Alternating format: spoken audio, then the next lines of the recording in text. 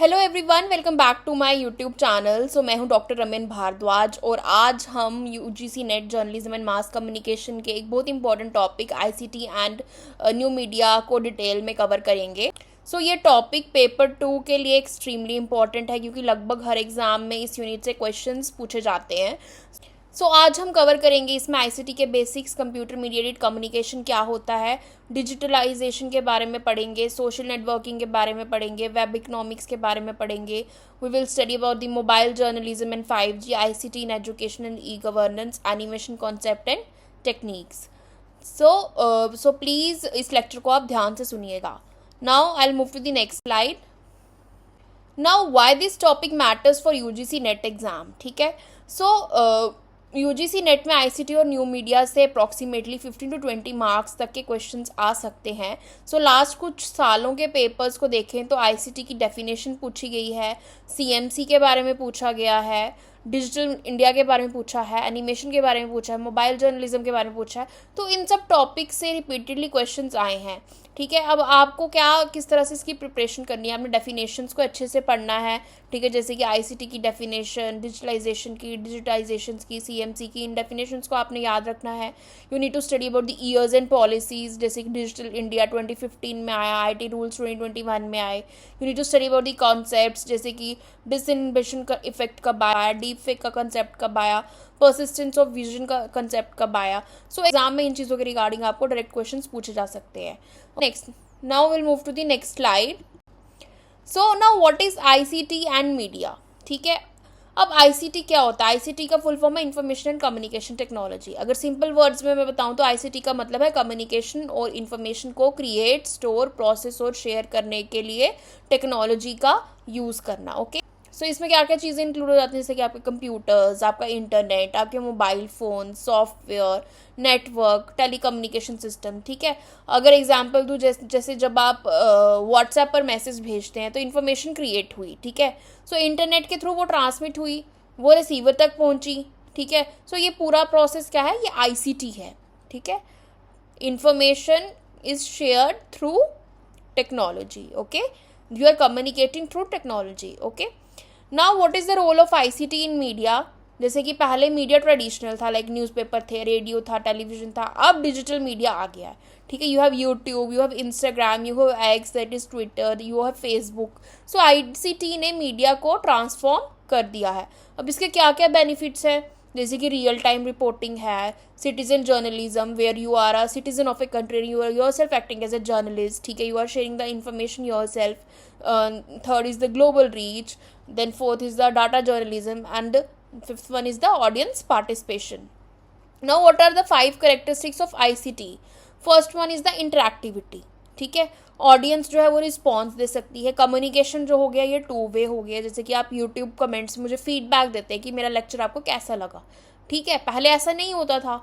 Now the second one is convergence. Convergence हो गया जहाँ पे टेक्स्ट, ऑडियो, वीडियो, डाटा सब मिलाए जाते हैं एक ही प्लेटफॉर्म पर। ठीक है, अब जैसे कि आपके न्यूज़ ऐप हो गए। ठीक है, then the third one is speed and reach. ठीक है, ये instant global news dissemination, information जो है सेकेंड्स में ग्लोबली फैल जाती है।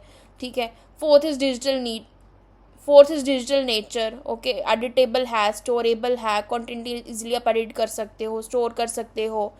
Then fifth is a personalisation. Algorithm user के इंटरेस्ट के अकॉर्डिंगली कंटेंट दिखाते हैं, जैसे कि इंस्टाग्राम रील्स आपकी। ठीक है, यूज़र बेस्ड डेटा कंटेंट आपको दिखता है। Okay, now we will move to the next slide.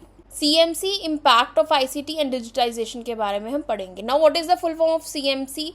It means computer mediated communication, मतलब कंप्यूटर या डिजिटल सर्विसेज के थ्रू कम्युनिकेशन। आपके अब एग्जाम्पल्स हो गए इसमें email, WhatsApp, Instagram DM, Zoom meeting. Okay, now what are the characteristics of CMC?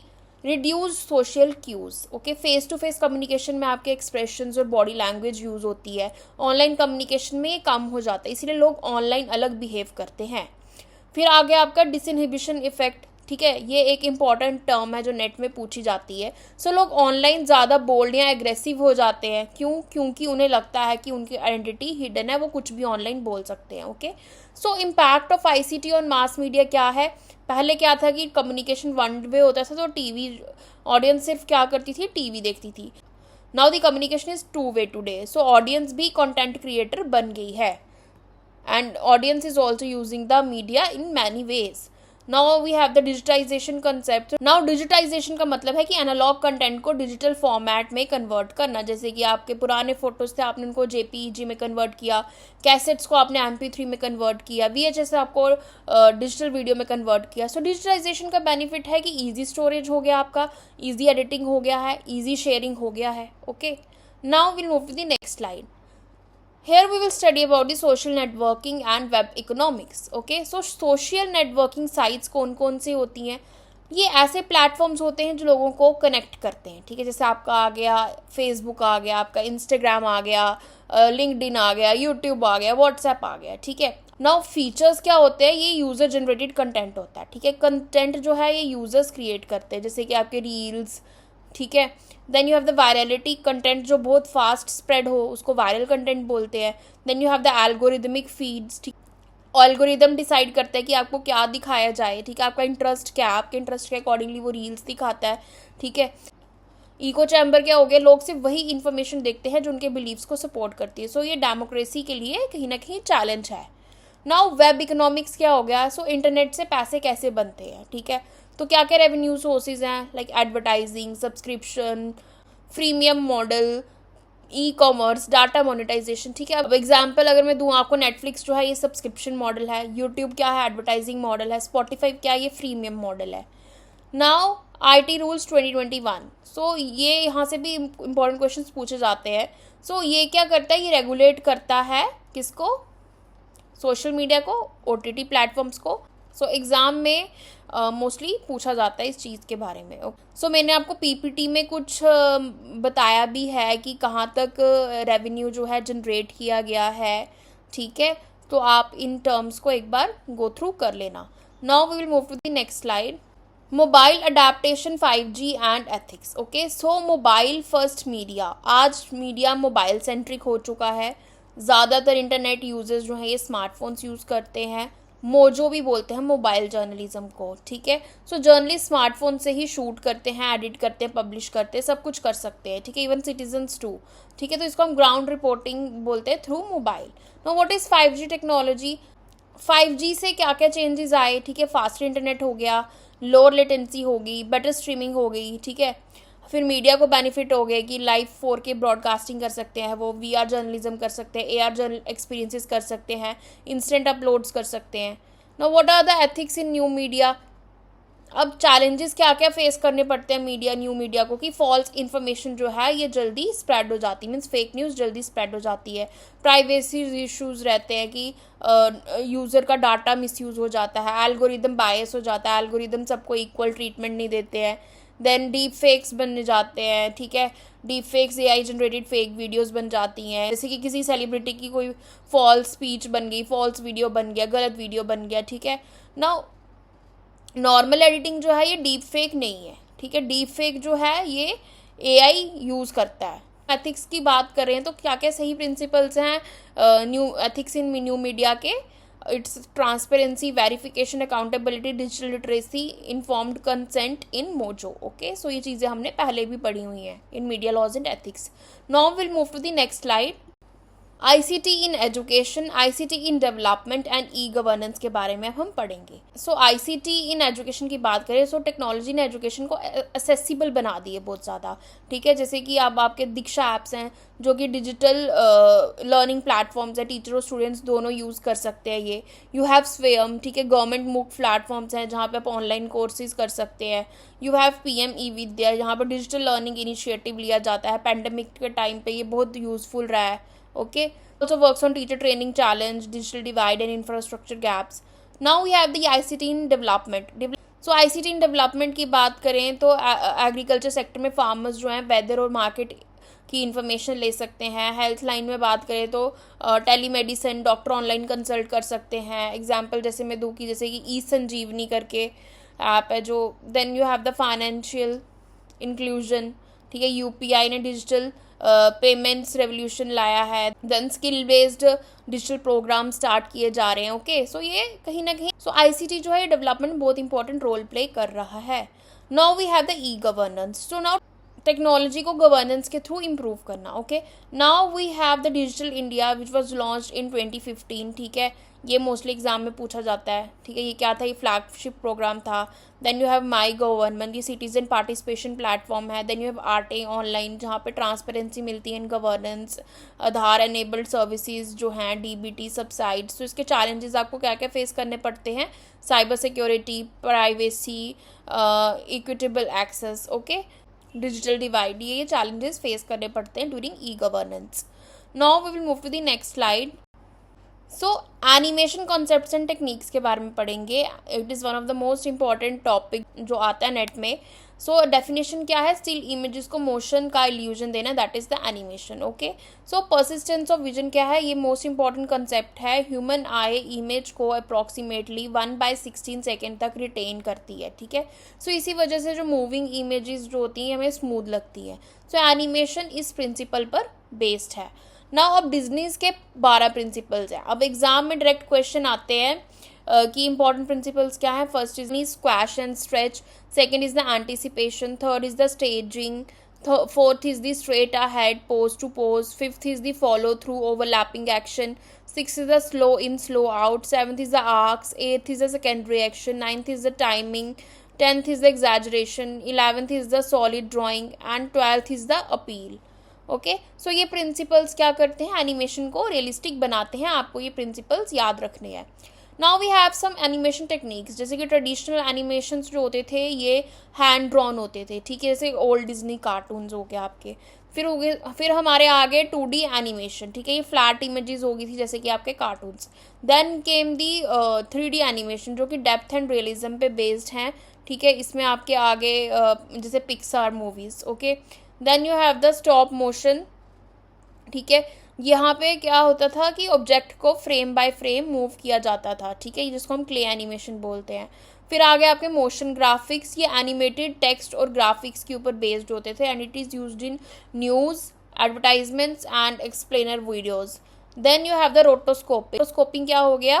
Tracing over the live action footage frame by frame. Okay, so ये चीज़ें जो हैं ये नेट में पूछी जाती हैं. Now we will move to the next slide. नाउ क्या क्या कॉमन कन्फ्यूजन्स हो सकती हैं कुछ टर्म्स में. ठीक है, जैसे कि CMC वर्सेस मास कम्युनिकेशन. अब CMC क्या है? ये इंटरपर्सनल प्लस मास ट्रेट्स पे डिपेंडेंट है. वही mass communication means 1 to many. Then you have the deep fake versus editing. Deep fake जो है ये AI जनरेटेड होता है, वही एडिटिंग जो होता है it is done naturally through softwares. Then mojo versus citizen journalism. Mojo क्या हो गया? ये टूल स्मार्टफोन मतलब यहाँ यूज़ किया जाता है. एंड सिटीजन हो गया जो नॉन प्रोफेशनल लोग जो है न्यूज़ शेयर करते हैं, वो सिटीजन जर्नलिज्म में आ गया. And mojo is use by the professional journalist. Then we have the 2D versus 3D animation.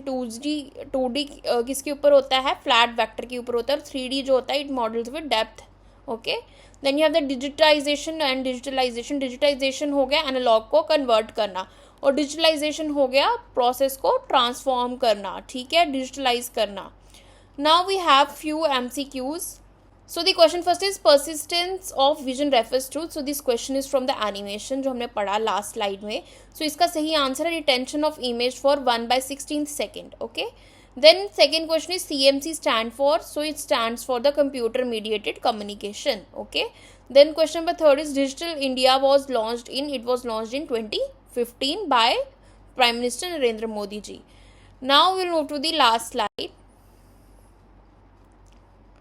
So यहाँ पे क्वेश्चन फोर्थ है assertion and reason. Assertion is social media enable citizen journalism and reason है it removes traditional gatekeepers. Okay, so यहाँ पे both are true. R explains A.